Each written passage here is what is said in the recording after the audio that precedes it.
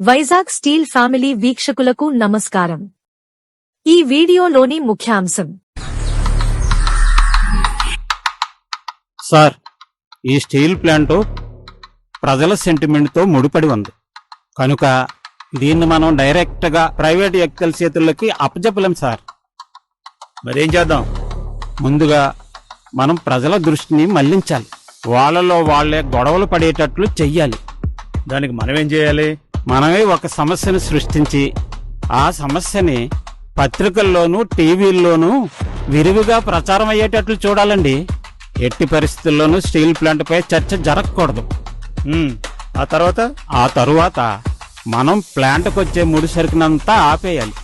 ఇనుపు ఖనిజాన్ని, బొగ్గుని ఆపేసామనుకోండి, production జరక్క ప్లాంట్లో employees కూడా జీతాలు ఇవ్వలేని పరిస్థితి ఏర్పడుతుంది. ఆ తరువాత నెమ్మదిగా దీన్ని మనం ప్రైవేట్ వ్యక్తి చేతుల్లోకి అప్పచెప్పొచ్చు.